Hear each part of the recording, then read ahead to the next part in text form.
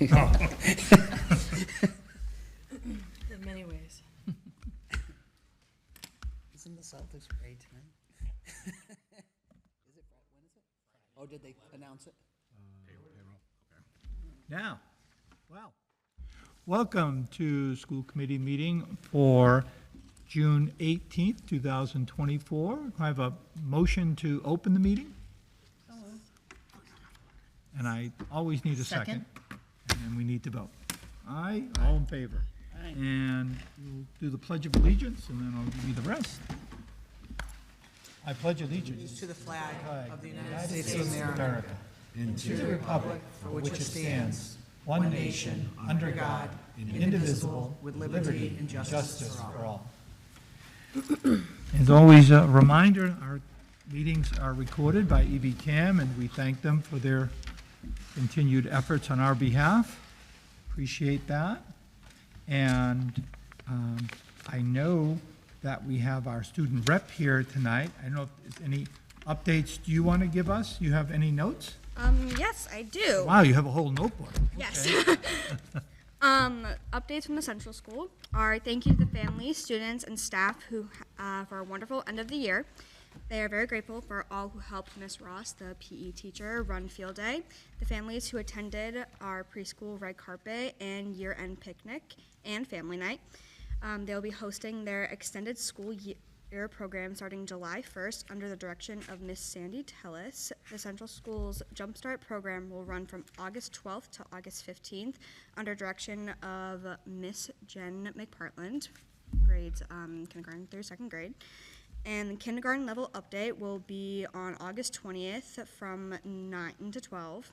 The office staff, custodians, and Miss Byrne will be busy all summer getting ready for the Central School for the 2024-2025 school year, and they look forward to seeing new and returning families at their annual open house scheduled for Tuesday, August 27th from 5 to 7. And for the middle school, all field trips and field days were highly successful. Their annual end-of-the-year fun run raised over $22,000. Wow. And grade 6 moving on ceremony and the grade 6 social were very well attended, and they were excellent events. And for the high school, all end-of-the-year events were very successful. The award ceremony was great. The undergraduate recital also went very well. And the East Bridgewater Music Department, the Relay for Life team, which is it's a team to help raise money for cancer research. They had their event, I think it was 2 Saturdays ago, and they raised over $7,000, and their hope was to raise $7,000.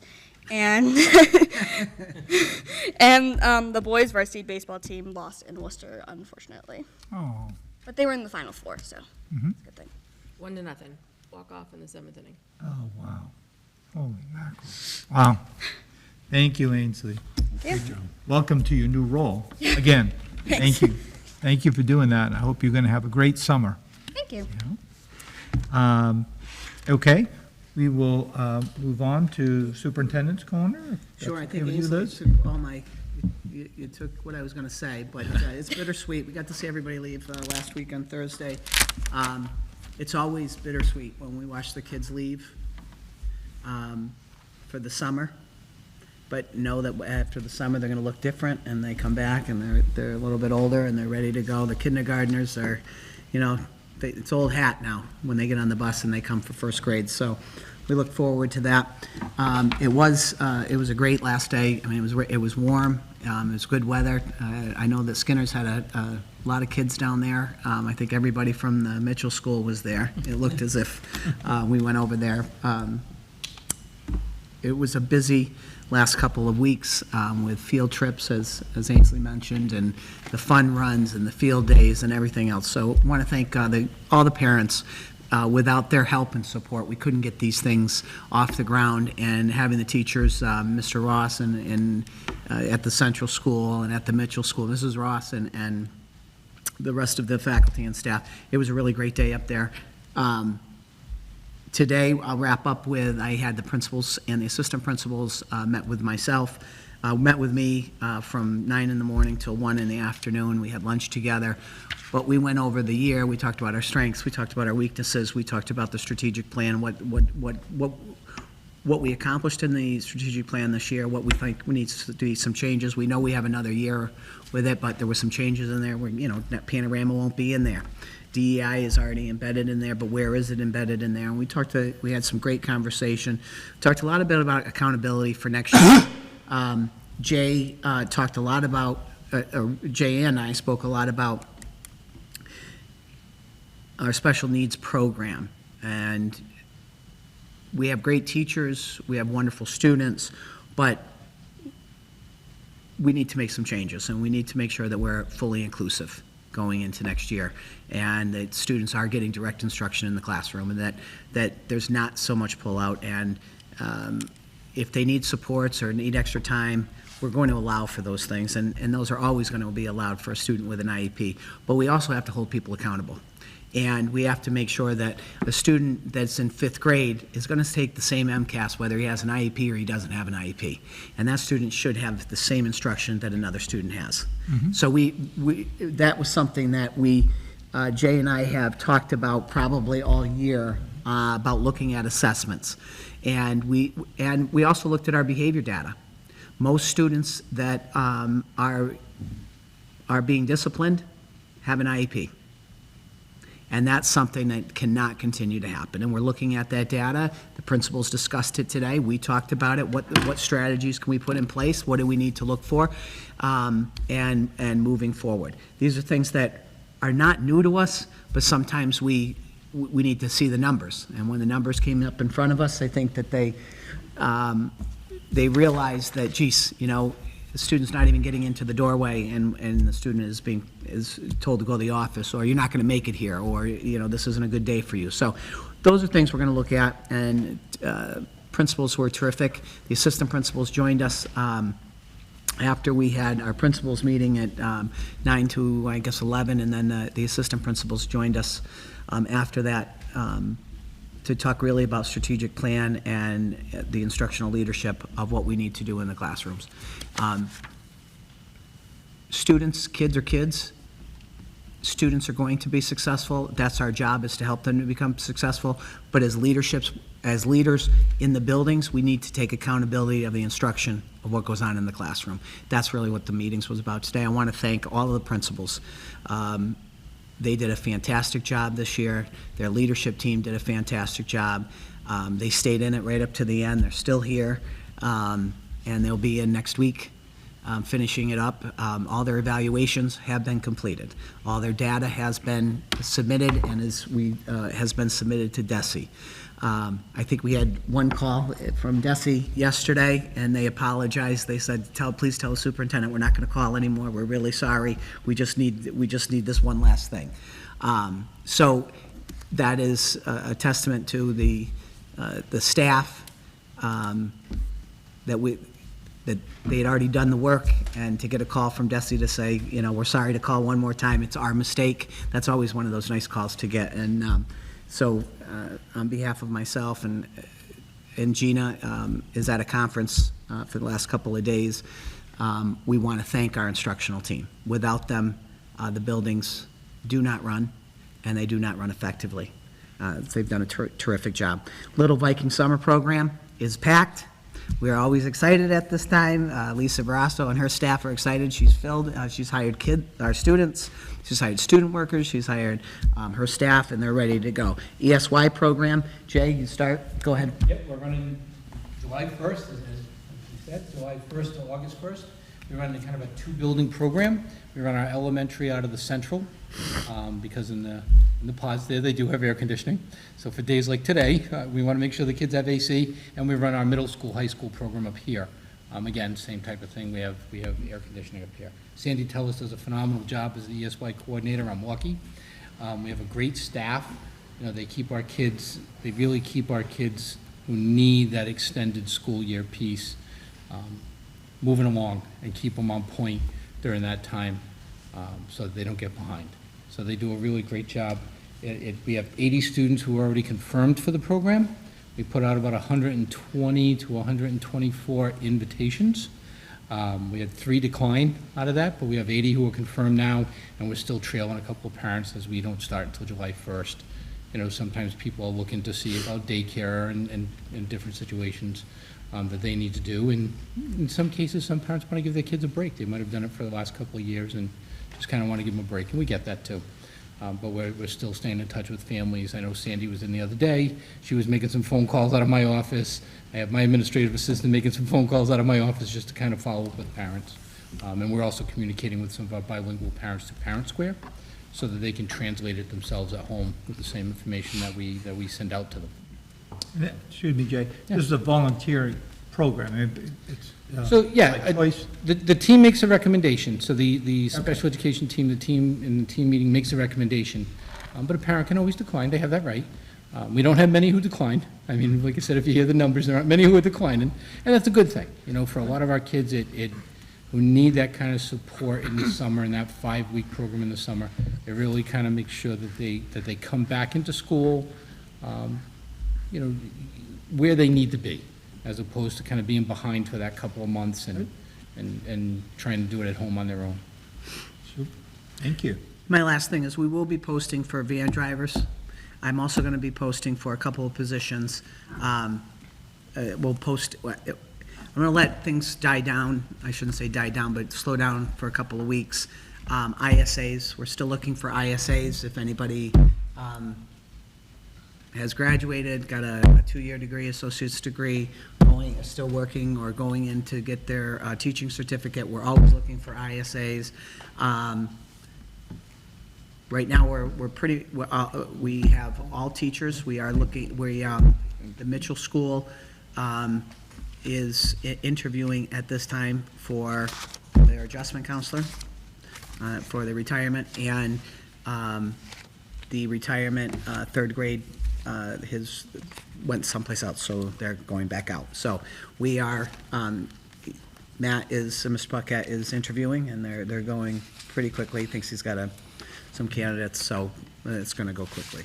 But it wasn't only van drivers, it's everybody else will be posted. I'm going to wait till after the 4th of July, give everybody a break on school spring, and then I think we'll start back up. Thank you. That's all I have. They did hire a business teacher at the high school?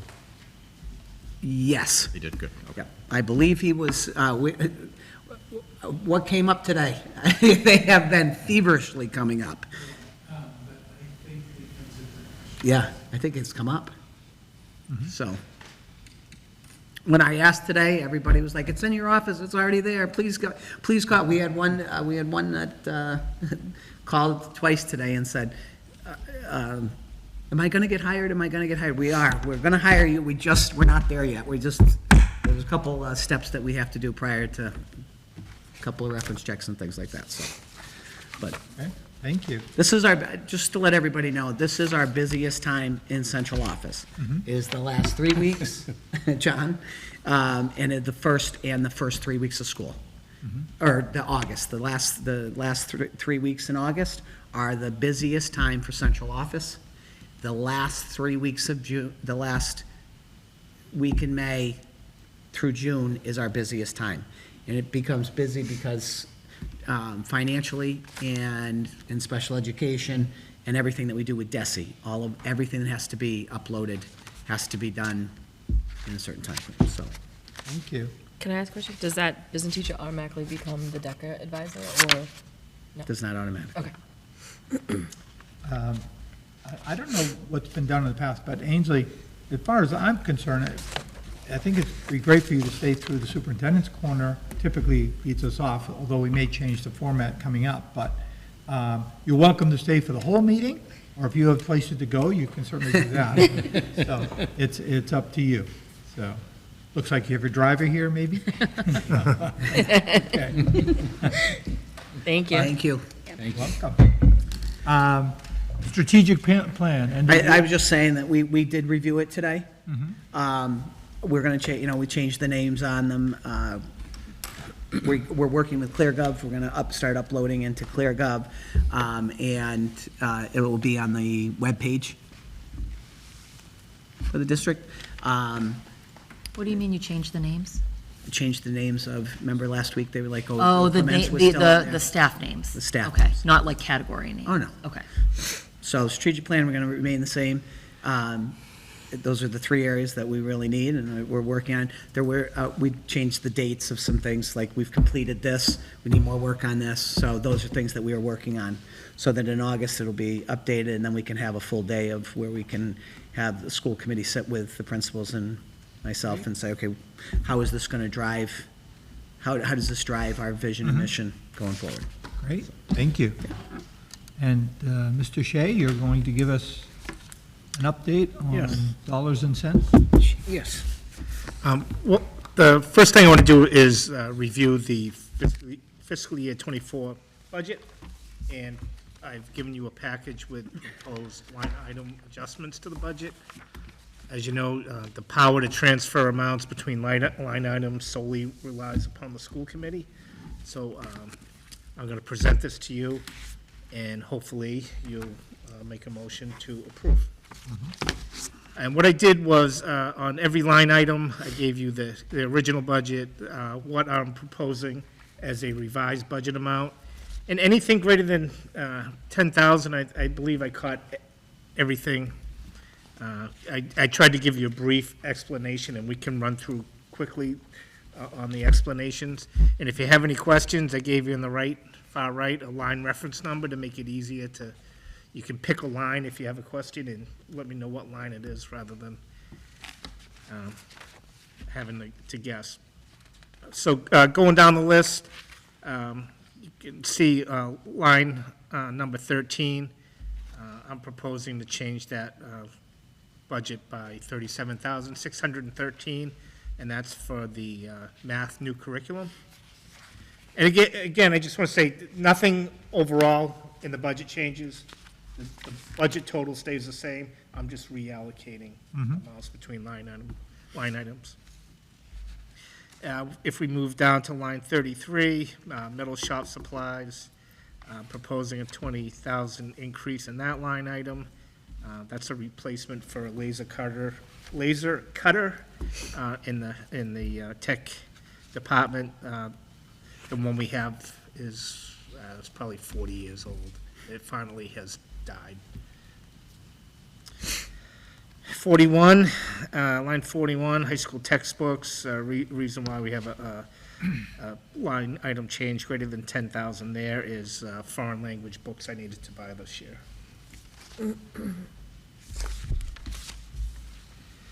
Line, next page, page 2, line 47, vocational services. That's where we capture our early ed expenses and fire and police academy. I am proposing to reduce that budget by a little over $23,000, and that's because most of those costs were paid by the early ed grant. South Shore. South Early Shore, college, yep. Early college. Yep.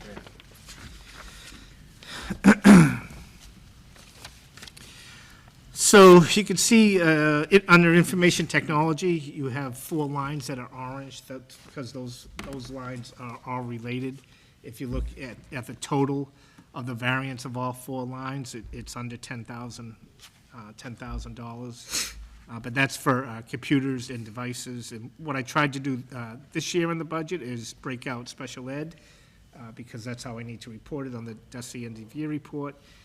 And I had budgeted too low on those, on line 56 and 57, and too high in 67 and 68, but at the end of the day, they all pretty much wash each other out. Line 60, I'm proposing decreasing the tech infrastructure maintenance agreements by a little over $24,000. That's a portion of those expenses were paid at the end of fiscal year '23. That's why there's a reduction there. Line 64, I'm proposing an increase of a little under $42,000. That's to purchase touch views at the high school. So Central School and Mitchell School, all classrooms have touch views. High school does not. So we're implementing a plan to bring in touch views here over a 3 to 4 year time period. This would cover our grade 7 and grade 8 classrooms. So what we have here are the projectors. They're over 12 years old. We need to start replacing them, and we thought if we start now and do it over 3 to 4 years, that would be a good thing. Is there a replacement plan in place for the elementary on the Mitchell School so that, 1 year we don't hit something where it's like, oh, we have to replace a whole building's. Yeah, there is, and in the I call it my capital plan, facility plan that I developed. It kind of shows which years we should be looking to purchase those. But, so the good thing in those touch views is they have updates to the programming that is going to allow them to last a little longer. So we're looking at that now. We have a close relationship with Ockers or Okers. I always am corrected on how I pronounce it, but yeah, so we do. Okay, thank you. And I'm happy to sit down with you if you'd like. Yeah, probably at some point. Thank you. Line 72, we're looking for a reduction in that line, high school instructional software. A portion of 24 expenses were paid at the end of last year. Mitchell School, line 84. Textbooks, that's for the new curriculum, math at the Mitchell School.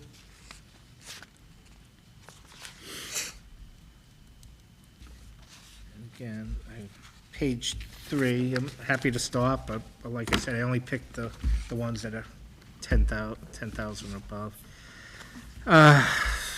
Line 107 starts special ed. We've been talking about it all year. 109, you can see sped transportation. We're looking at almost a $60,000 increase, and that's just based upon the increase in the services and the cost we experienced this year per transportation. Same thing for homeless transportation. It's actually homeless and foster care. We're looking at doubling what we had budgeted. And that's different than the buses. That's vans. That's FEMA. God bless you. Thank you. And, excuse me, John, this is where, I know we spent some time a few meetings ago talking about the new, well, not the new, but there is extended support that we get back from the state. Circuit breaker? Circuit breaker, yeah. But then is it special circuit? There's something Yeah. next step beyond, I forget what. Yeah, and we can go through that a little bit when I go That's to okay. I just the wanna make sure revolving I'm accounts. Thinking along with you. Okay. Also, on homeless and foster care transportation, the expense is going up. Homeless transportation, though, has been reimbursed at 100%. That funding goes to the town general fund. Foster care reimbursement has also been starting to get reimbursed.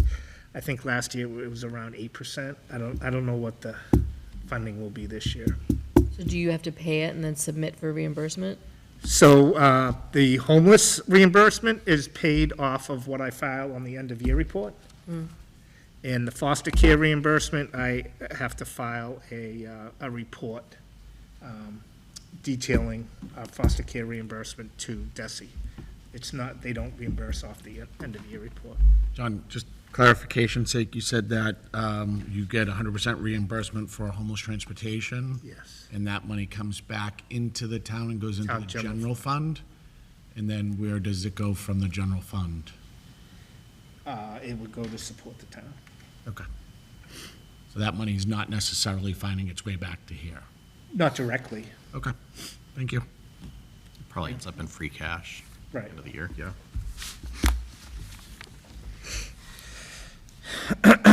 Medical, so line 112 and 113, medical supplies, and we've seen an increase. That's just based upon need.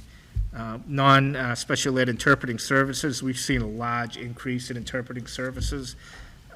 Interpretive services, translations, and a lot of paperwork. Document translations, Benoit. One thing we did, though, we started leasing a translation copier. It copies English to just about any, except for one. I hear it all the time, the one language we can't translate to. Most of the 15 standard languages that are out in the state, it'll translate to, it does not do majority. So, we've seen a big increase, we've seen a large increase in expense, and we're combating that by the translation printer. 116, special ed tuitions, public programs, reducing that by 112,000. It says prepay more than budgeted, it's more than that. So I budget tuition expense, and then I budget a prepay amount. If what's prepaid is different than what I budget, we're gonna always have a variance. So this is just on 116, on 122, that's what I'm trying to explain. It's not that we budgeted wrong, it's just I estimated a prepay amount different that was actually paid by line item. Yep.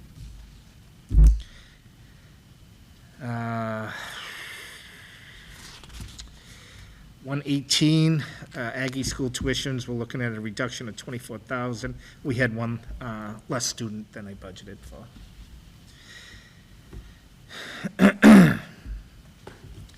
125, I had budgeted a pretty large increase in English as a second language supplies.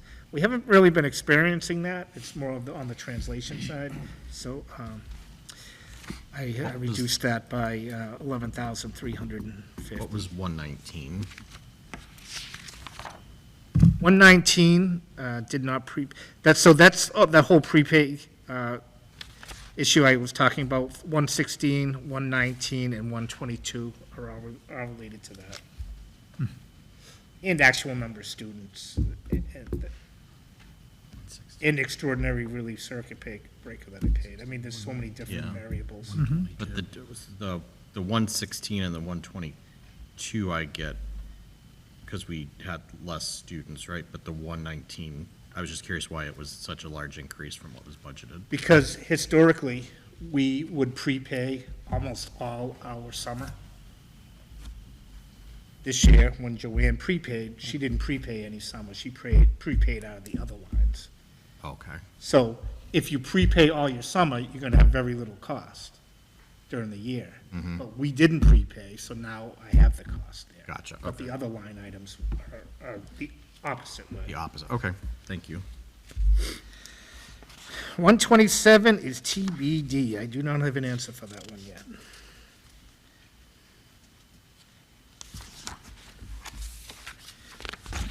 Line item on the next page, 133, office machine maintenance. Those are new copier leases. We had a bunch of copiers that needed to be replaced. We leased them. We owned them, mostly in this building, but they were dying, and so we signed new leases. 134 is legal expense. I had budgeted in fiscal year '24 a pretty large increase in legal expense. We haven't been seeing that. I thought the CBA usage, the CBA negotiations would use a lot more legal expense than we experienced, so there's a reduction there.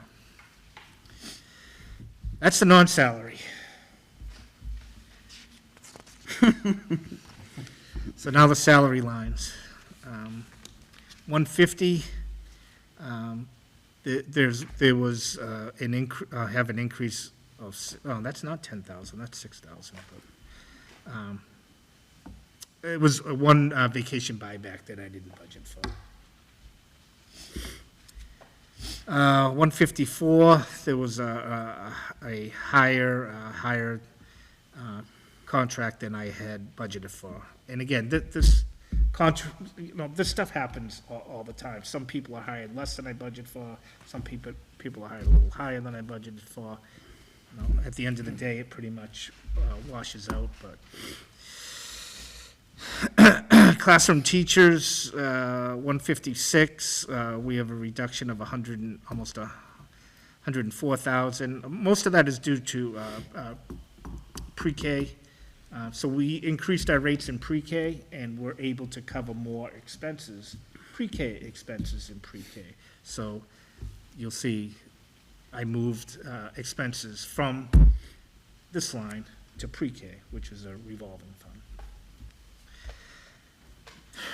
160, classroom teachers. I would say the main component of why there's a decrease there is we've had new hires that were less than budgeted.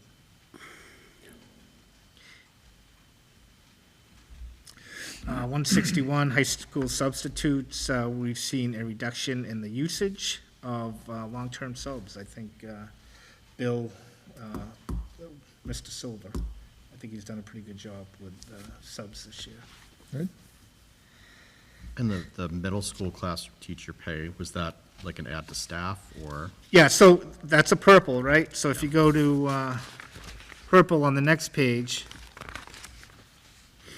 what I did there is I budgeted one more in special ed rather than regular classroom. Regular classroom, okay.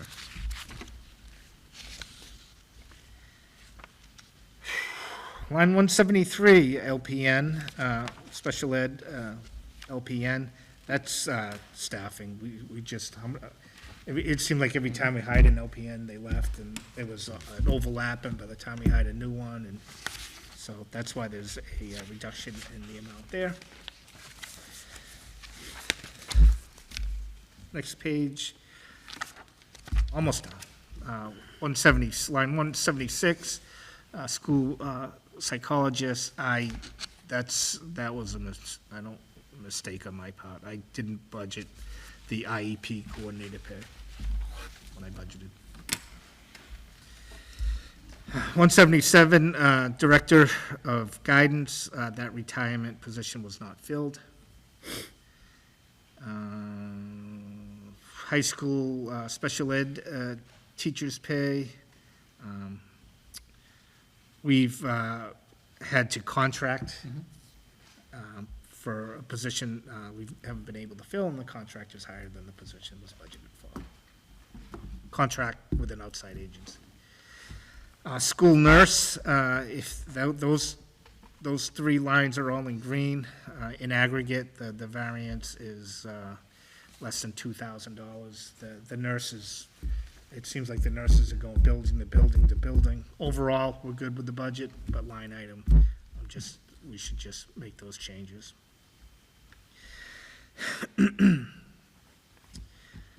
195, 196, again, those are light blue.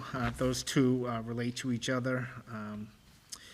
I budgeted a position in guidance, but all the positions are being expensed in the line above 209, secretary's pay.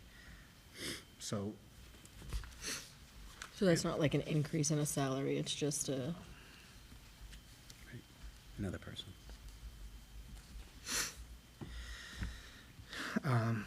302, line 199, we have a decrease of a little over 68,000 in teaching assistants, and that has to do, again, with pre-K.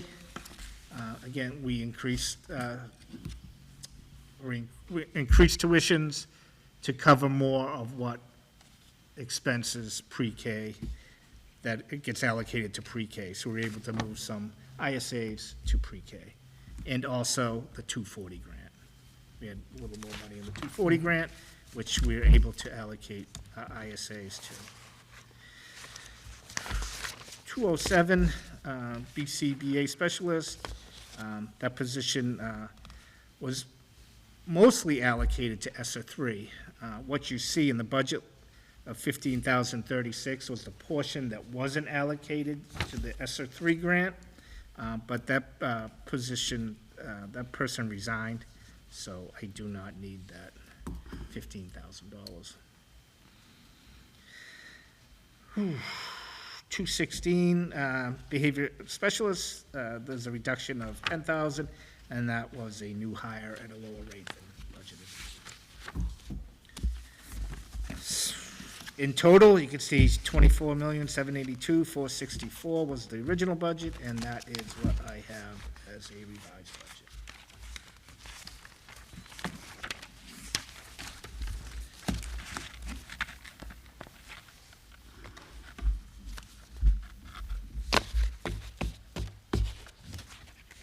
And thank you, John. Do we know yet, or we'll know at our meeting in August, what bottom line net is? We're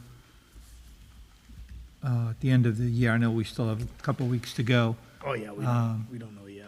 Yeah, so in August, you'll let us know, hey, we came in 37,000 under budget or projected, or, okay, thank you. And remind me, we have an agreement with the town, or we have the ability to a certain percent, we can hold that into an account to use for next year, if we're in the good position there? No, what we've done in the past is asked for it to be added to the special ed. Yeah, that's what I meant to say, yes, okay. And that, don't it's, think we have it it's written. capped, right? To a certain amount? The special ed reserve? Yeah, Yeah, it is. We're not near the cap yet. okay, great, thank you. Okay. That's all the questions I have on that. Any other questions? All right, we can move on to I'll give you the revolving fund update.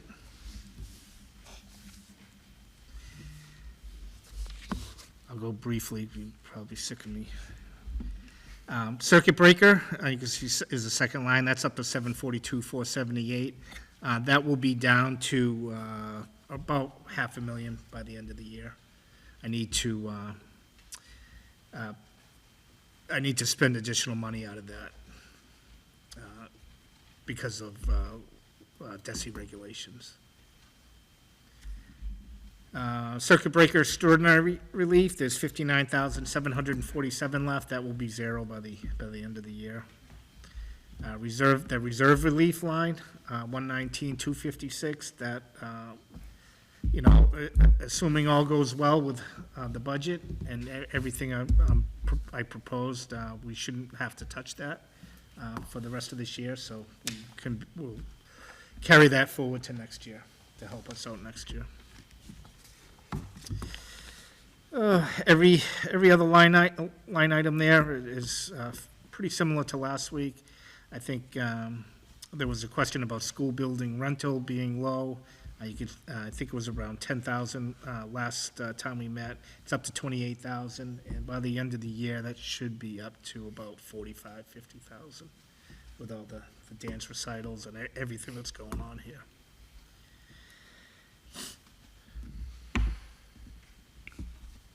Do one of these revolving funds, which of the line items correlate to the special ed reserve, or is that a separate?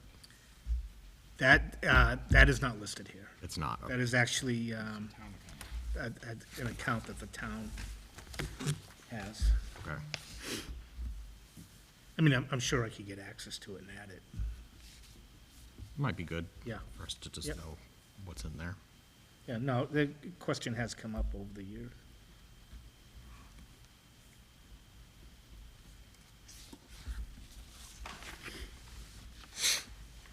Is that the only reserve account that wouldn't appear here that we should be aware of? Well, we have many others. They're, 2,000, 1,500. I can, at the next meeting, give you the SoftWrite, the general ledger report. You can see all of them if you'd like. That would be, yeah, thank you.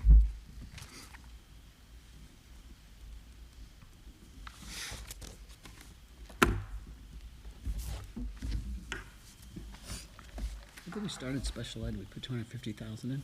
Yeah.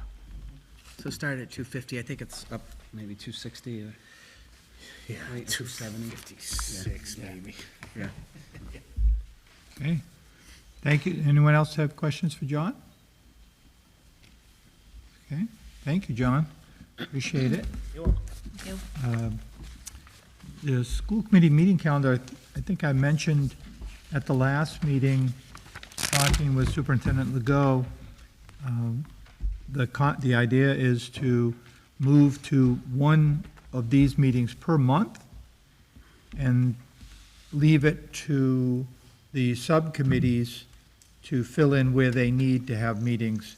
So the idea is to free up your time, so it's not, if we can make these meetings more efficient and more organized, we can get our work done, but yet you'll still, if you have to have another meeting for a subcommittee, you're not being, we hope, overburdened. That's the idea. That's what I'd like to work us towards. And You know what, oh, sorry. Do you know what the format of the meetings will be?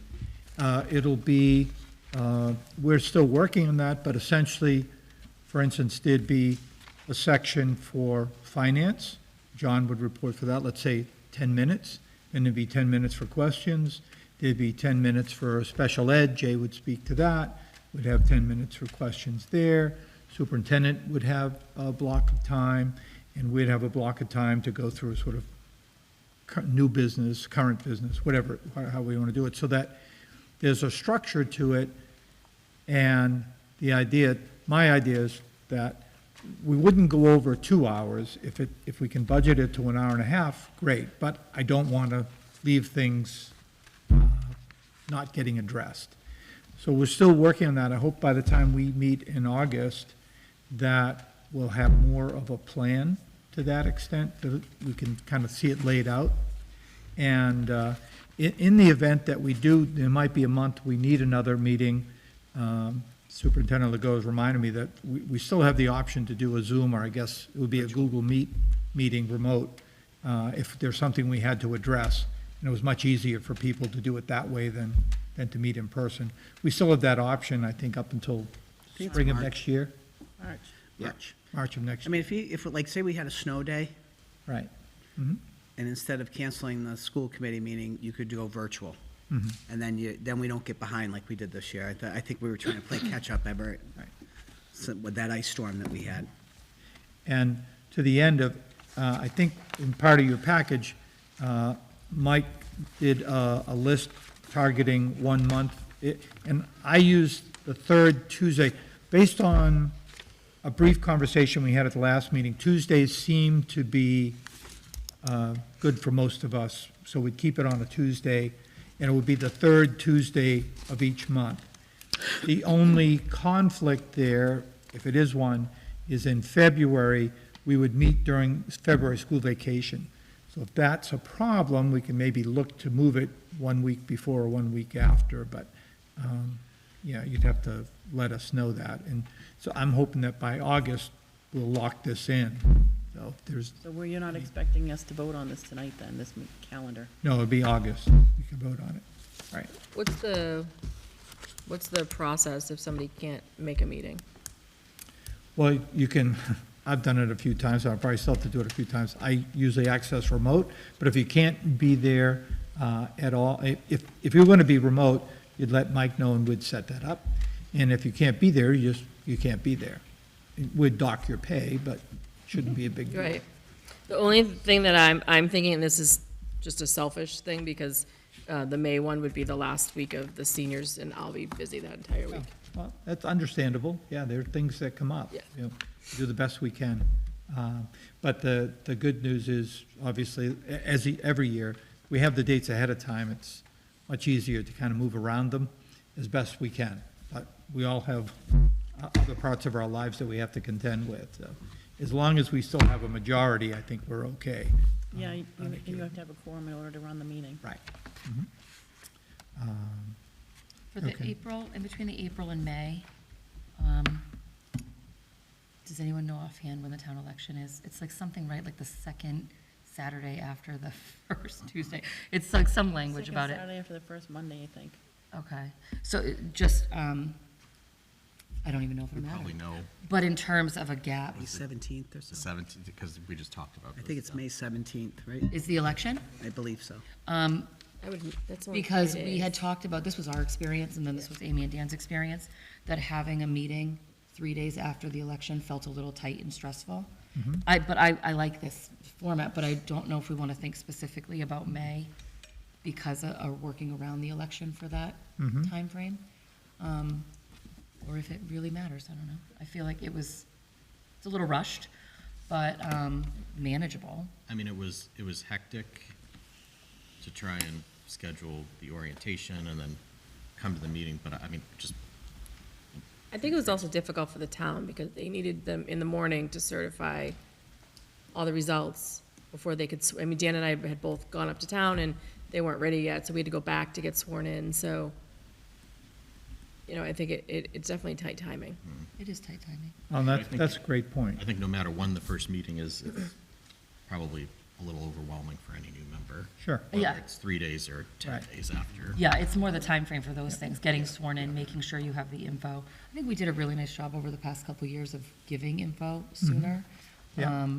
The packet, you know, so people would know what to expect. So I don't know so much if it feels like it needs to change, No, if we feel like people are informed. It's a great point, and I appreciate you pointing that out, because the better we can plan and to avoid obstacles, great. So that's why I thought if we look to ratify whatever the final schedule is Yeah. and at our August meeting, maybe by then we've flushed out all of the nuances. Is the intention still to hear about pieces of the strategic plan on a monthly basis? Yes, that would be part of the structure that would break it down. You'd hear 10 minutes on strategic plan, 10 minutes on budget, 10 minutes, sorry, I didn't flush that all out, but yeah, that would be the idea. I don't know if I should say this now or save it for August. I'm very hesitant. Well, Because, and I'm gonna say why, because I don't know how many years ago, this was going back years before COVID, pre-COVID. We did try to do one meeting a month and they were very long meetings, so I don't know. And thank you, no, I totally understand, and the You might idea have isn't them, I to, don't know. well, the idea isn't to, let's say, for instance, just for argument's sake, we have 2 meetings a month now, and they're 2 hours each. The idea isn't to have one meeting of 4 hours, I think that's excessive for all of us. The idea is to try to keep it, by thinking ahead of time and organizing it, we can condense that so it can still be effective and efficient, which is my mantra for this year, and still accomplish everything we have to accomplish. If it's not working, we'll add in a Zoom meeting or we'll do something. I mean, you know, the idea is with some planning, we'll make it work. But no, it's an absolute valid point. That was not my intention to say, oh, we'll just have one super long meeting. Won't that be great? I don't know about you, I can only sit in this chair for so long, but I have a limit there. But no, it's a great point. And the idea is we'll plan to make the adjustment and say, okay, this looks like it's doable, right? So, Right, okay. because the thinking would be that it would be less time where we were getting presented information, right? It would be more concise or how it was received.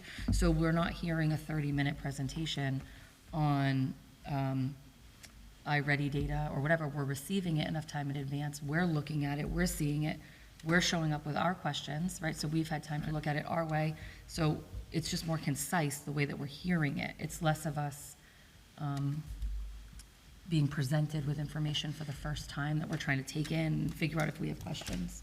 right, I think, to that point, I think a conversation I had with Mike was that if we do this one meeting a month, that can we hold that at least a week ahead of time, you get the material you need.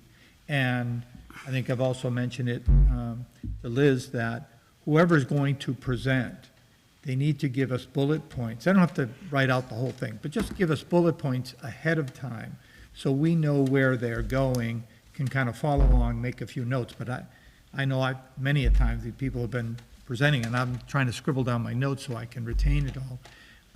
If we have that ahead of time, that helps with the efficiency of it. If we have those bullet points ahead of time, great. If we have all the material a week ahead of time, all the better. At least you're not rushing, cramming the night before the meeting, trying to say, do I have all this covered? But that's the bigger thought, to really address all of that. Would workshops be in addition to these? Yes. I'm still I meant to have it ready for tonight. I'm trying to work with MASC to see what workshops are available and what we think would be beneficial to us, but we'll have Sometimes- enough time to plan them. If you called, like, say Jim Hardy, if he's not retired by then, I've left a message for him, I haven't heard back, but I will try again. well, even if it's somebody else, you can tell them what you're interested in, and then Yeah. they will tailor their workshop to what you think that we need. Right. And there's always the overlap of, we have new members, as we always will, probably, and we have members who've been around for a while, so you want to make it so it's worthwhile for everybody, but, and it might be a reminder for some of us, and new material for others. So that's the idea, too. Again, more work to be done between now and August to make sure we have that worked out, so, okay?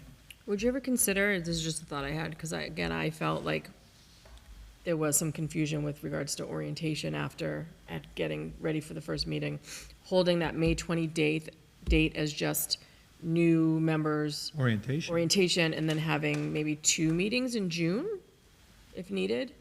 That way, in May, you have the election, it's just a meeting of the outgoing chair and, or vice, whatever, however it works. Yep. And the new members for the orientation, but Yeah. you have the date at least already scheduled.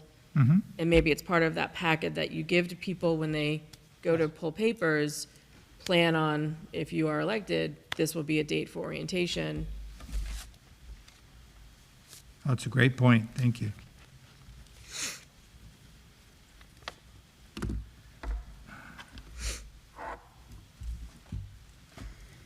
That, and then the public hearing will probably be incorporated in there somewhere. Yes, for the presentation of the budget to the town, right? And that's typically, I know it's March, usually it's X number of weeks before the town meeting, right? Mhm.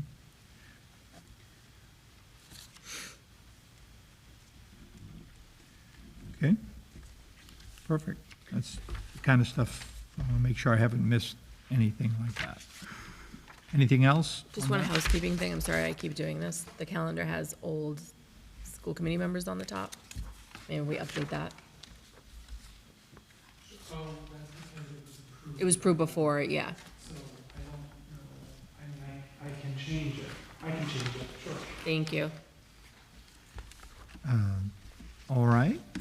I'm going to move on after that, but the whole idea is we're a committee, and our strength comes from our collective efforts. Any thoughts, suggestions you have, funnel them through me, and I'll share them with everybody, but I can use all the help I can get, so don't hesitate to let me know if you think something would be better, or we should change something. Happy to take it under consideration. To that end, if, I know Amy and Becky had spent some time looking at the mission statement, and I know, Liz, you were gonna, we have their notes, but if you let us know who they should sit with in your office, so we can kind of, again, maybe bring this to a head by the August meeting, that would be great. So, if you guys just want to give us your thought Do you process. have notes? You said we have their notes? I don't have any No, notes. the notes you've Oh, okay, generated. sorry. Mhm. Thank you. Yep.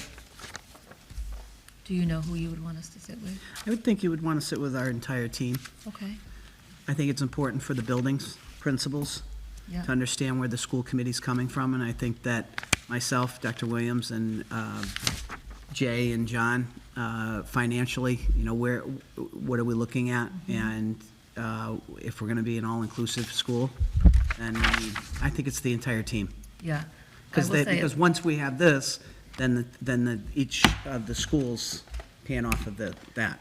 So when we were sitting together, we thought that, I think it felt a little weird at one point for me, that we're like, why don't we have someone from the school sitting here? Yeah, it would be, Right, but it seems to me, it makes sense, right? We brainstorm, but now let's brainstorm together. But then that was one of our questions that had come up, was how each school has their own mission statement, right? So that's true, that it'll stay that way, that each school has their own. right, but But we wanted to feed off of the, We branch off Larger, of, right, the okay. schools branch off of the Yeah. overall district, yes. yeah. So I can just speak briefly, then Amy, if you want to, because Amy kind of came with a draft that was pretty good. But when I was looking at it through the lens that she had brought in, I was looking at it through how is it intertwined with the vision of the graduate, and how is it intertwined with the core values and the education philosophy, to try to make sure there's a thread between what's already existing. You know, we just did the education philosophy, so that seemed like a good, and we were very mindful in revising that we were using the vision of the graduate. So wanted to try to extend that thread to go in through whatever the mission statement looked like as well, that we had some similar language in there, or at least some key themes. Obviously trying to be concise because it's a mission statement. But that was the thinking when I was looking at it, was how can I thread through with the work that Amy had come in with to begin with. So we did that. Yeah, I mean, for me, my thought was just, when I started to look at it, was thinking like, the thing kind of jumped off the page for me was the pursuit of excellence, right? And like, what does that mean? And how do we make that more inclusive? Because excellence for one student might be different than excellence for a different student. So what I did was, and again, this was just meant to be a jumping off point and welcome anybody's feedback, but was to just kind of like, the way that my brain works, again, everybody's brain works differently, is in bullet points, right? So, I thought the goal would be to draft an updated mission statement for the East Bridgewater School District, develop a succinct message with universal language and a consistent message aligning with EB's vision of a graduate. So what I did was I just kind of outlined, the bullet points of like what you want to hit with a mission statement and what you want to hit with a vision statement. And then I summarized the places that I saw the mission statement currently displayed. And then the Central School and Mitchell School webpage had their mission statements, and then just listed some examples of other schools, what they were saying. And then when Becky and I sat down, we sort of went through the language of what we thought it could look like, and we shared proposed updated mission and vision, and then some ideas for like next steps.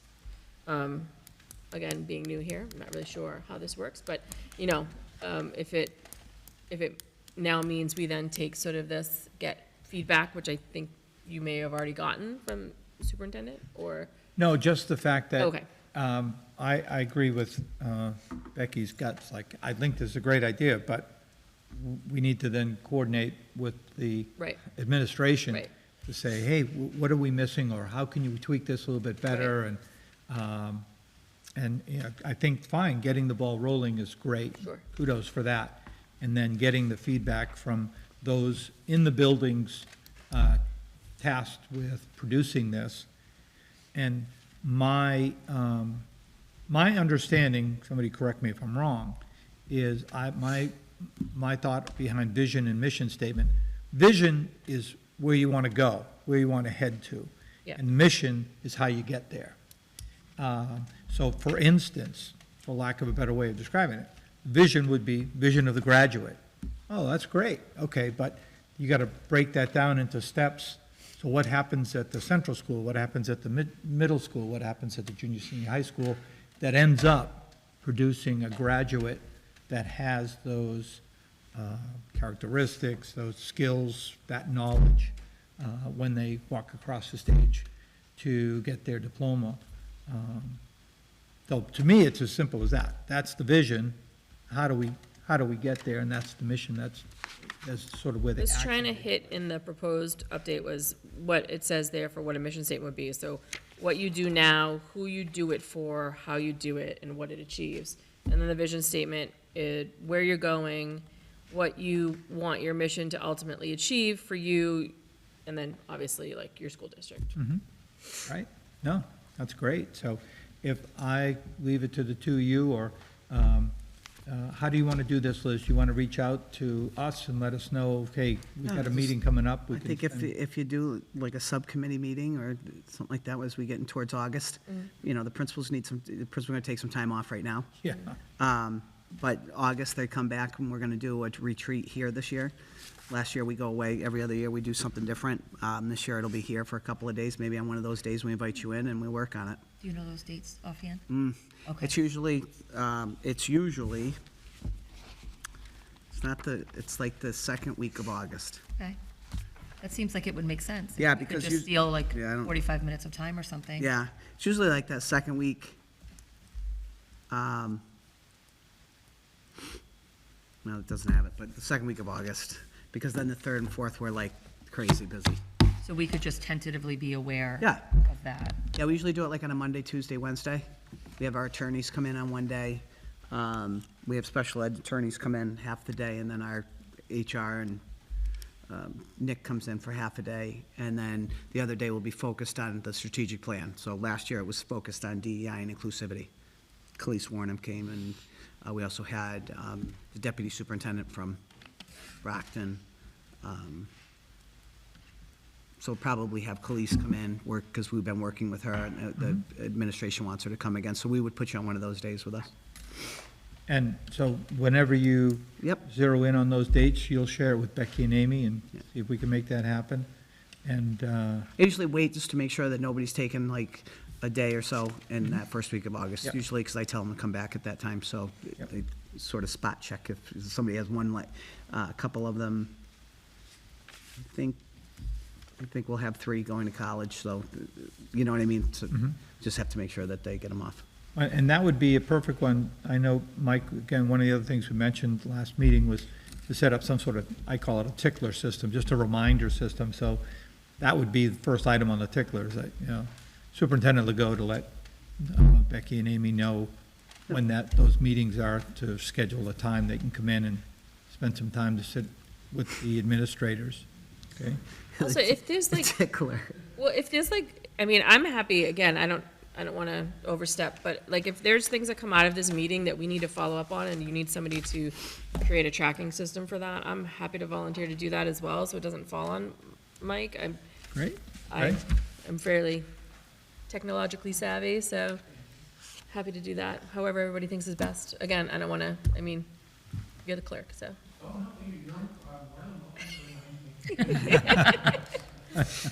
Okay. Just one more Okay. question we had about that because of the time frame. So let's say that the committee all decides, okay, we're gonna update this mission statement and it's into September, right? Does that impact anything this coming year about places where I mean, obviously electronically, it's easy enough to put a new mission statement somewhere. But in regards to some of the things that are on walls, you know, when you walk into buildings or something, is there something we need to be concerned about for? I think that if we were to work on this, like say, I don't see why we couldn't get it done in one sitting. Yeah. Once we get it done and you say, hey, listen, let's get a graphic up in each building. Yeah, We have the capacity to do it here, The new laser engraving cutter. and we'll get it done. Or I'll go to Happy Frog down the street and have it done in a couple of days. so not a large expense if we're doing this, I guess is what's in my mind. No. Okay, I'm laughing at the rap king over here. okay.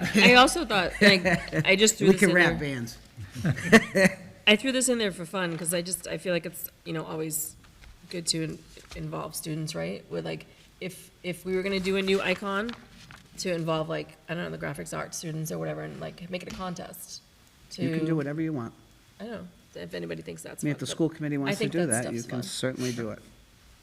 You're referring to, And have it be sent in to the school committee. yeah, Amy's referring to the hands all coming Yeah. together. Yeah, great. No, that's fine. And I suspect, once you've sat with the administrative team and come up with the content, That's the funniest thing.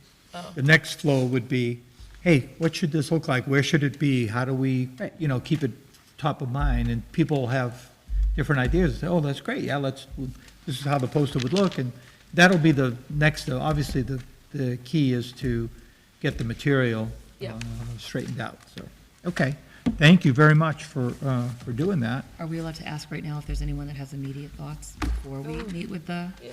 team in August? Yes, you are allowed to No, do but I was that. glad to hear you say, because I was thinking about it, having a thread between the educational philosophy and all the other mission statements. I was thinking that, so you said it, so I'm Nailed glad. it. Any other thoughts on the wording? I would just say when it comes to missions, if the more concise and the more compelling the words are, the more memorable and the more meaning they have.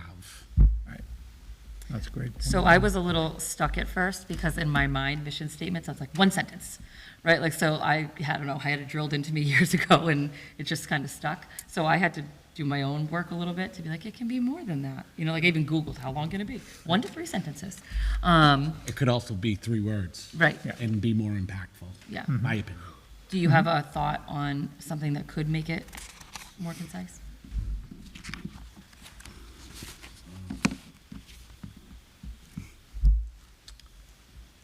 On the spot, sorry, or you can email. Excellence. You adding that word in? No, I think if we want it to resonate with the students or within the community,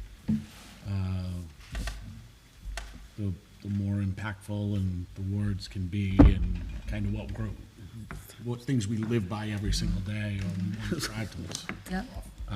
would be helpful.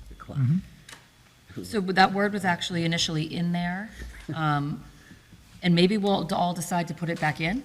The thought, I guess one of the thoughts I had, I won't speak for Amy, was we pulled that word out to define what we meant by excellence so that it was clear what we meant by providing excellent instead of just a subjective excellent. Sure. That makes sense. But that doesn't mean that it has to stay this way, but that word was there and we tried to define what excellent meant to us with the other words. But like I said, that doesn't have to stay that way. Yeah, no, I think, again, more heads Yeah. around the table Yep. with that singular focus, I think we'll come up with something that's pretty impactful, pretty effective. I think if the committee and the administration is going to spend time on defining what this mission statement is, there also needs to be a plan on how that's incorporated and not just put on a piece of paper and on a shelf. Absolutely. So that was part of our thought too, is, you know, there's people that are living and breathing this, right? If you're putting a mission statement out, you want everyone there to be on board and believe what they're providing. So completely agree. Yeah, I think when we worked on the educational philosophy, we were meeting with Gina, and that was one of the questions I asked her. So now what happens? She said, "Well, this will be a reference made when we're interviewing new teachers. Hey, here's our educational philosophy. Do you have any questions about it? Is it something that you can support, or just so that as soon as they come in the door, they're kind of introduced to it." So I think that, to your point, I think that'd be the same kind of idea. Hey, here's Using like a who we hiring are. practice. In the hiring process, but I also think it's important that the students know what it is and how's that kinda what I'm going incorporated. with. Yeah, like, Yeah. how's that incorporated into the daily activities and the classroom education on a daily basis, and We just talked about that today. That's Yeah. some of And we the, can as we say talked it, how about, do they live it. right. right, that's some of the things we talked about with accountability and the instructional strategies and driving the instruction piece. Right. I think that actually is part of the reason why I think instead of saying promoting the pursuit of excellence for all, right? Because what does that mean? And again, excellence for you may be different than excellence for me, right? So the language here that says, empowered to achieve full potential, I think it's important because these kids should feel empowered. And that's the job of the school, to empower them, whatever that may look like, right? I think just it dawned on me in this discussion is that I've done a lot of study. I'm always fascinated by how Disney operates. And so, for instance, when they train their people coming in, they train them that purpose trumps task. So if somebody's sweeping up and they see a little kid drop his ice cream cone, well, their idea is we want that child not to be crying, we want them to be happy. I'm going to stop what I'm doing and go get them an ice cream cone. No one's going to come up and say, "Why aren't you sweeping?" Say, "No, I'm supposed to take, that little kid's upset, I'm going to go take care of him."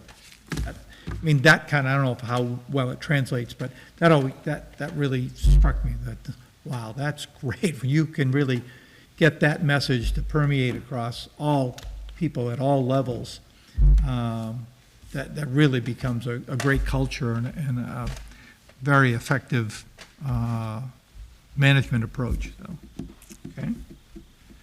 All right, I'm sorry, anything else on that? We good?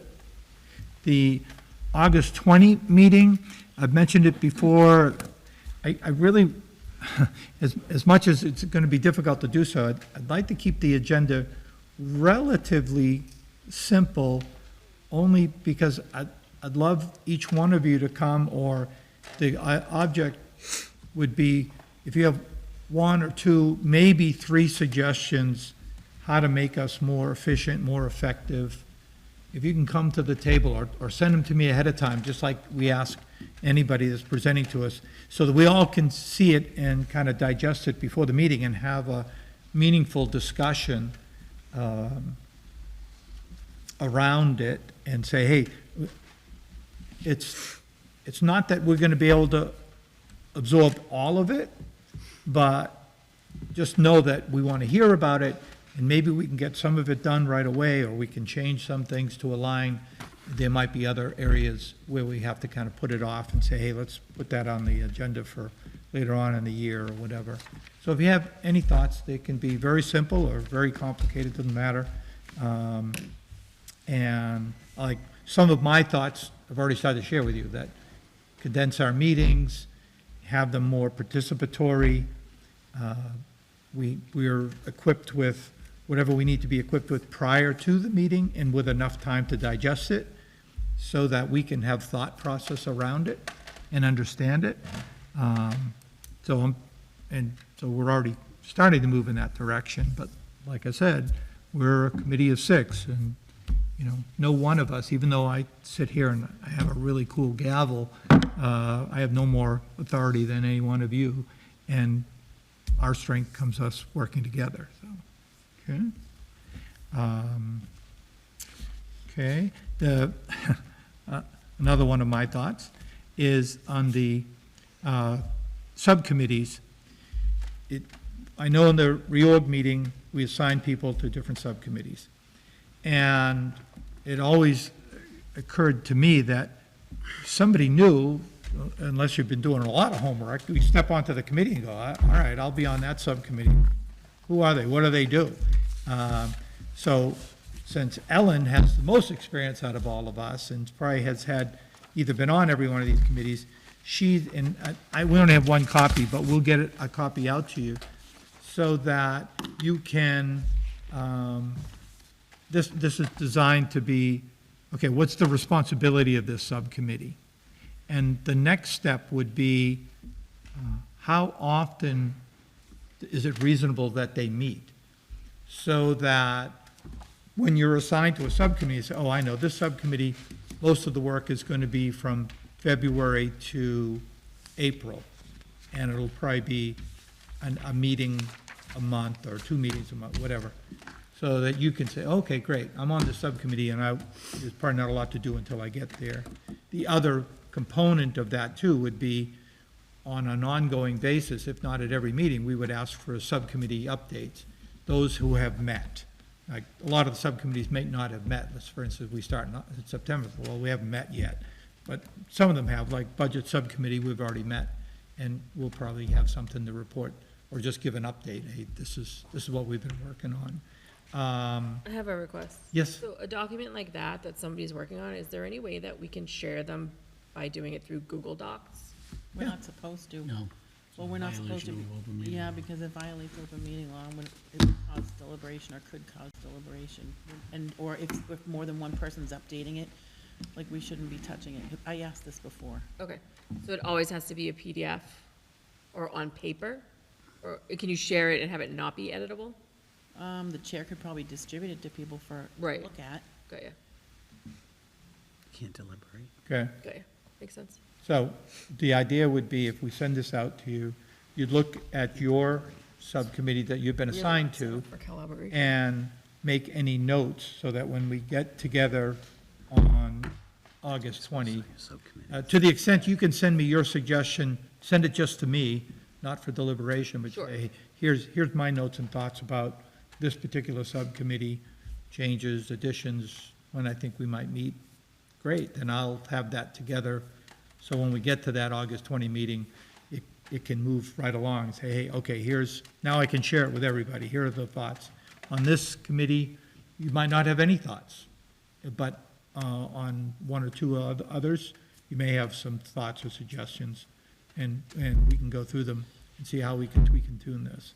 And some of them, again, if you're new or you haven't been on a particular subcommittee, you might not have any idea how often you're probably going to meet, or theoretically you're going to meet, and we can help with that, and at least get some sort of template put in place so that people know, oh, I get it. I'm going to look forward to this. In November, there's some work to be done here.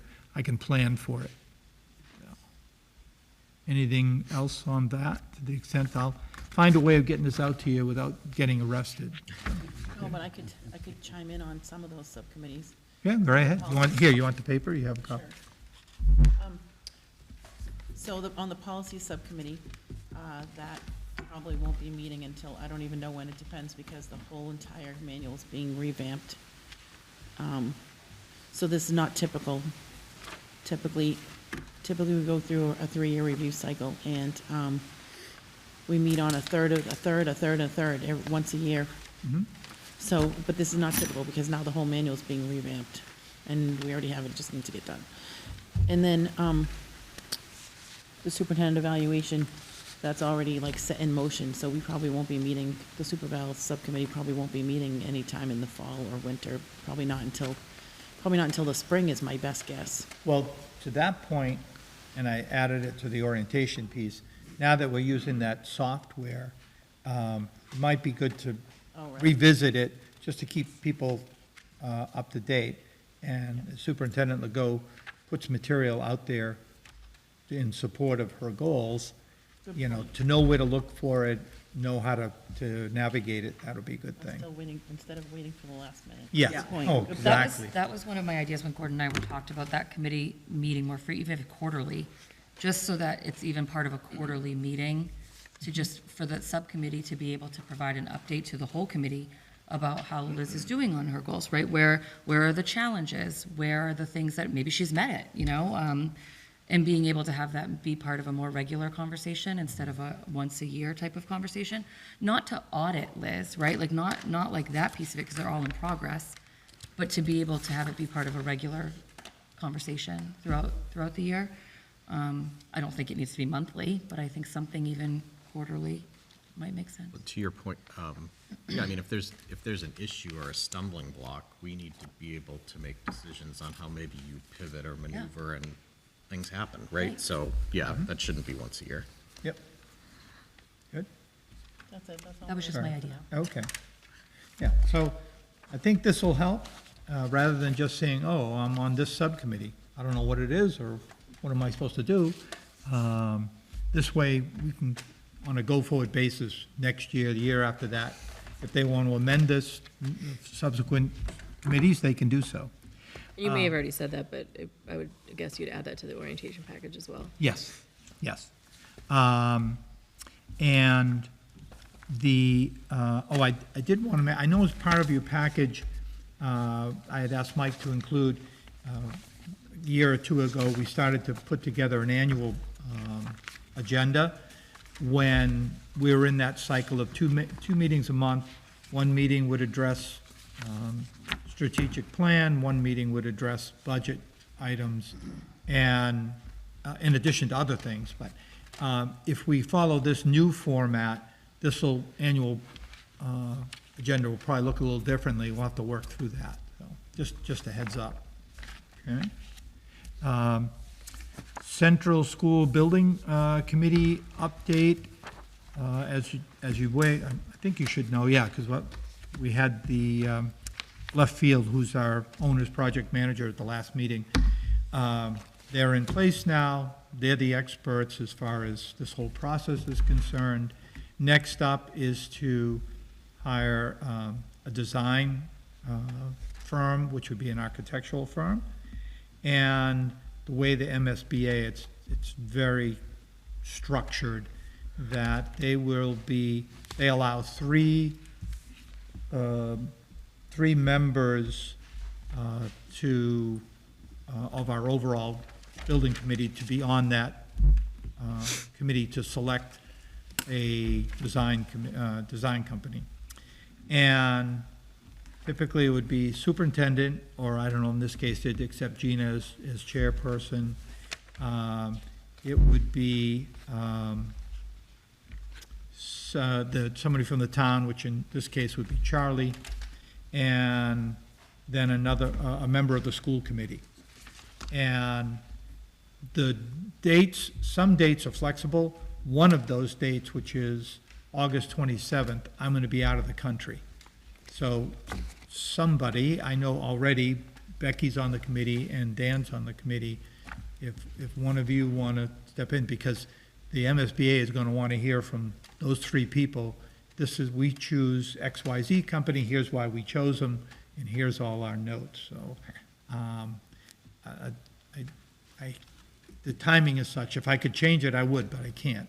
So. Do we know what time it is at? We just know the date. No, I don't know the time. They actually might know the time. I could find out.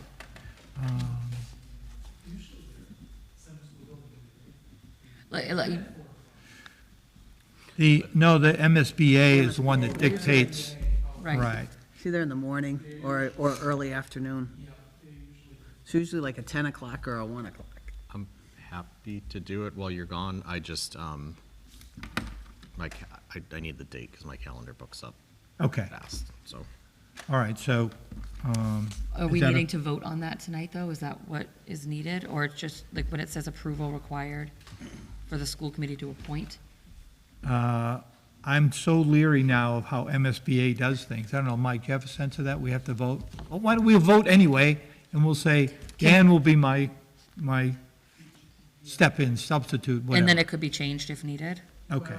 So, Dr. Williams, I had a brief conversation with Dr. Williams, I know she's at the conference tonight, but I think what this vote does is it gives the members of the the school committee is gonna vote to give the members, the three members of the central school building committee, the authority to delegate as you see fit, who will be on this design selection panel. So I think that if you vote on it, I know you don't know the exact date, the time on August 27th, and I'm sure we can find that out for you, but I think that's okay, because you're just taking the vote so that at the Central School Building Committee, the three of you can say, yes, we have the authority, and we're delegating Sally Jones to sit in on this selection, this design selection panel. So it should be a safe thing. Okay. Because you're just saying, yes, we approve. All right. Do we have to take a motion, a second, and all of that? Yes, Okay, it did have to be voted on by the school committee. Wait, meaning that the three people can appoint anybody to No. sit on the design? So well, yeah, we could, but the three members of the school committee who sit on the Central School Building Committee have the authority to appoint people from the school committee to go pick the design. Okay. So I guess, from my understanding, there's a couple people that are very interested in picking the design. That are on the That building are on committee the building already? committee already. Mm-hmm. So, Right. Because Becky Fiddler doesn't know how to pick a design. Right, so I like, think there's some right, people that so work in that capacity. being honest about that. That are on there that's why they got on the Right. building committee, Right. so. Well, and to be fair, too, I have some construction background, but not to this extent of building a huge school, but left field does. Yeah. And they are very knowledgeable and supportive, so they're gonna guide the process. I don't know how far they can go with it, but they're the experts. And, so, yeah, we'll have input, but, I'm sure if I'm sitting there, I'm gonna listen to them first and then make my decision, but, So you just need, as a committee, to approve that the three people sitting on the Central School Building Committee have the authority to appoint. yes, okay. So that's what you need right now. So we need a motion. I motion that the three people sitting on the Central School Building Committee have the authority to appoint someone to sit on the design selection committee. And guess what I need now? Second. Ah, there we go. Okay, so second by Peter, thank you. All in favor? Aye. Aye. Thank you. Okay. Thank you. Phew. Thank you. And by the way, for all of our sakes, I remember years ago when I first got on the committee that because our meetings are videotaped, that when you take a vote, sometimes just the verbal, it doesn't kind of register. You also say a hand vote, like all in favor, aye, everyone raise their hand. That way it registers, you know, so people at home, the thousands of people who are watching can pick up on that. Before we move on, just a question. John, did you need us to actually vote on this, or we're good? No, I think I need you to vote. You need us to vote? Yeah, on the line items, yes. Yeah, it's on the, the action item. Okay, thank you. Okay. It'll come. Public comments, I don't see anyone here. I know Dan had the suggestion that maybe we move that up in the meeting, so if somebody wants to add something, they can do it and then be gone. I think that's a great idea. I thought after the last meeting that we had, by the time we got to that, it was an Right. hour and a half. Yeah. And that's a Yeah. long time for a parent who might have something to say. Well, Agreed. and to that end, I've always worried, it hasn't been a problem yet, but doesn't mean it's going to be a problem somewhere in the future. I do think, well, I'll investigate getting a 3-minute timer, because to be fair, you know, if we only have one person comment and they get up and talk for 15 minutes, somewhere down the road, somebody else is going to be passionate and say, hey, I remember on September 12th, you let so-and-so talk for 20 minutes. I'm like, well, no one else was here. Well, that's not the way it's set up. So it's 3 minutes, and so if we have a timer that they can see it, we can see it, and say, I'm sorry, you got 30 3 minutes seconds left. Based on the allotted time of like 15 or 20 minutes that we have. Right. And then if like there's like 15 people to talk, then they don't all get 3 minutes, they get, It's based on the agenda as well. Right. right. Someone just cannot come in Yeah. to your meeting Mm-hmm. and Right. ask a question. They can certainly call the superintendent's office, bring the question, or email you Yep. and go in that direction, but it must pertain to the agenda. Okay. So perhaps by the time we get to August, Mike, I'll work with you. Maybe we'll restructure, we're going to restructure the format of the agenda anyway, so we'll take that into consideration. Okay. Action required by the school committee. School committee budget subcommittee recommends collective bargaining contracts for the following units: administrative assistants, assistant principals, custodians, and instructional support assistants. We met with Liz, and I think we were all in favor of the current status of those contracts, the new ones that have been all negotiated. So subcommittee, we voted in favor of all 4. But we also need the full committee to, I'm sorry, what? You're recommending. Right, we're recommending that the full Subcommittee committee. recommends Yes, the approval of. right. So, Are they available for us to see? Yeah. Can see. They've been ratified by all units have ratified. They knew that today was our last meeting. Our first paycheck for the next contract season is July 3rd, so we came right up to the end, yes. That's why you have a subcommittee. So the subcommittee has been working with us for the last 2 weeks, and Nick Dominello has been, as quickly as he's getting them off the press, we've gotten them to the subcommittee as quick as possible. right. So, but you'll have access to the copies of them Yes. as well, too. We have them. Okay? So, guess what I need? I'll make a motion that the school committee approve Sorry, I just have a question. I'm just confused. I'm not gonna vote on something I've never seen. That's odd. So is this how it's usually done? Well, it's, when you have a subcommittee, Yeah. your confidence is in the subcommittee representing the whole committee. You're certainly going to see the material. You certainly have access to it all. We'll make sure you do. We have But the idea is you're putting your trust in the They- subcommittee. They're ready, they're confidential because they have personnel in Right, them. And understood. they're done between the two attorneys as we got to tonight. I think I got the last one off the press today. That's how they are. I mean, we just got out of, I think, the Teamsters last Wednesday. I think that was our going back and forth on language. So we stayed within the parameters that were given to us financially. We were given, not a lot of language changes, but we have them and you can see them. The subcommittee has worked with us. Okay, but no, that's Your a fair att- point. I would yeah. be the same way. And your attorney, the school committee's attorney, has gone through them. So I have another question, sorry. So the budget subcommittee works with you on that, but there's subcommittees for so I'm confused as why the budget subcommittee works on it and not the other subcommittees that are part of the, I guess, I don't, what do they call So it? the bargaining subcommittee Bargaining for sub- assistant yeah. principal and the bargaining subcommittee for non-certified contracts is what Right. she's asking about. I think we have to make sure we straighten that out so it's very clear, because I do think that is confusing. The EBA contract, you're gonna have that'll be the next that'll be up.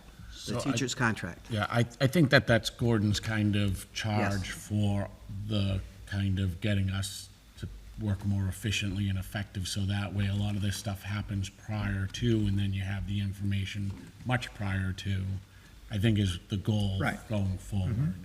Right. So I think this is just a interesting time that not much time was afforded anybody to kind of go through without stopping the process from happening, because that's the other side of this. If these things don't get ratified, then the process stops and people are working without contracts. Is that fair to say, Liz? Yeah. Yep. Yeah. We don't do it in isolation. We're working with the school committee chair, with the subcommittee. When we started this, there are times that Lauren, I was talking with Lauren, prior to this, then all of a sudden you have the election, and then we're thrown into this, and John and I continue to go as we move forward. We didn't even start some of them until March. And that's their time that they give us. We wait for them. We're hoping that we talked about it tonight on the budget subcommittee. We hope that the Teachers Association, the EBEA, will want to start early than later. Usually they'll call us in November, say that we'd like to meet in January, and I'm hoping that they will send us a letter sooner than later and start meeting very early next year. So these, the administrative assistants, assistant principals, custodians, instructional support, ISAs, these will in the future include these two bargaining subcommittees for assistant principals and non-certified contracts? Yes. Yeah. I think that's up for conversation though, because it wasn't this past time. Right. And so, under the heading of, I want to make sure we straighten out all those Right. subcommittees. Okay. So we know who's doing what. Thank you. That's, Right. you don't have to belabor. I appreciate it. Yeah, makes sense. Go ahead. Do you want to add something, Liz? No? Yes? When these came out, I did talk to Lauren, Gotcha. the former chair, and said, this is how they would like to, the administrative assistant, I will tell you, Yeah. there are some subcommittees that will say, we're very, very nervous. Please, Liz. So I might call the chair and say they would like to just meet with me privately, and I will call you after the meeting. I will call the attorney. Lauren can talk, Gordon can talk to Nick. John and I met with the Teamsters, I don't know, 3 times, I think it was. And on the third time, they were ready to work with us, or to come. And Nick was in every one of those meetings. Nick represents you. So there were times trying to get a meeting and having subcommittee members, and I think that's one of the reasons how we're talking this evening about having a more concise subcommittees. Yep. And I think it came from Mrs. Fiddler 2 meetings ago. We're getting into meetings, and just like tonight, Yep. you're asking a question about why weren't these people invited? They were invited. But when administrative assistants get out at 3 o'clock and they want to have a meeting at 4 o'clock, and I say, well, I can't get a meeting till 6 o'clock, they're like, Liz, I don't want to come back at 6 o'clock. Well, do you want to do your contract, or you don't want to do your contract? Please, Liz, do that. So then I call the chair, and the chair says, you go ahead and meet with them with the attorney. That's how that's how it has been in the past. Usually the teachers, because there are so many, it is usually, Ellen, you've sat on in that in the past, I'm not sure if, Rebecca, if you said. You'd be there, right? Gordon, you sit there and then you get done with it and you're like, I had nothing, I didn't know. But prior to this, yes. Typically And on the bargaining, I don't know what they're called. Bargaining subcommittees? Yeah, so there's 2 on each one, but typically, we don't have subcommittee meetings for those because we don't want to have to take notes. It becomes a public meeting, Yes, an open meeting, right. and you don't want to be negotiating in an open meeting and You taking can't notes and minutes and everything. No, so typically, one person will go to the negotiating and sit there. And then if one person can't go, then the other person goes. That's you what can I used to do. negotiate, I mean, the negotiation is public. And I then mean, people can go. But when you start talking about personnel and you start talking about, that's why you have the subcommittees to look at it. Goes through finance, comes forward, do we stay with the parameters? Yes. But Well, thank gee, you for making those Yeah. negotiations. to your point, Amy, I totally, I'm on your page. And that's what I'm trying to kind of work around so that, okay, now we know how this works, and here's all the information you needed. So I totally am, you're sitting in my old chair, that's exactly what I Great. would be thinking, All right, so. thank you, I appreciate it. Been chair for 3 meetings now, so I don't know what's keeping you from getting us to. All right, I have no more questions. Okay. One thing I just thought of quickly, though, it might be I know it'd be helpful for me, and I'm assuming for Amy as well. We haven't met Nick, and for us to fully understand Oh, his sure. role, that would be good. Sure. If we can get that set up, maybe. Maybe I'll add it to the tickler. If Mike and I could get Nick on the phone, I mean, he called me, I think, on my cell phone at 7:15. So that, I mean, he's not just our attorney. That's the problem at the end of the school year, is that as he was sending things, as I was sending them to you, we were getting them from Nick. And I think Nick sent them to you on Saturday morning. So this is how backed up and as quick as, our district is working, and I know I think they probably have 50 other districts that they're working with, so that's how quick.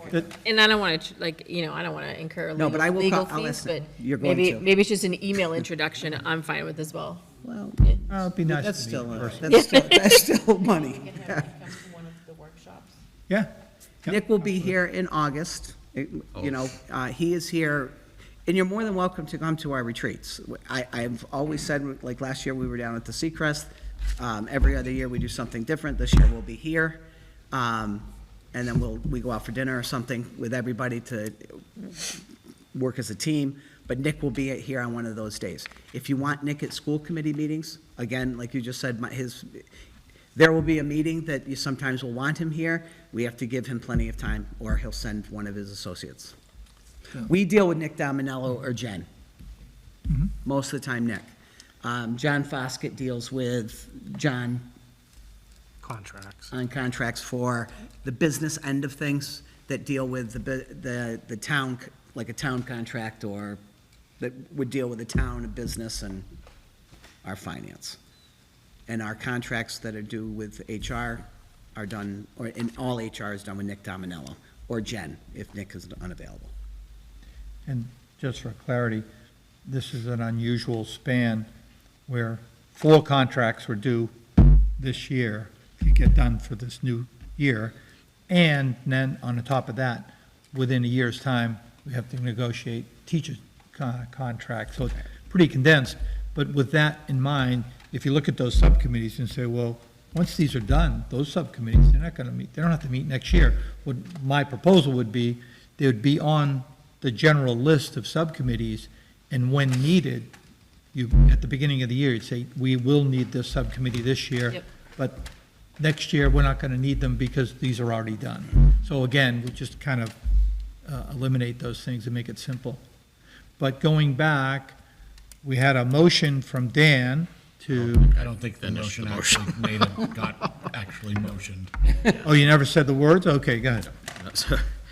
So I make a motion that the school committee approve the contracts as presented and negotiated by the administration.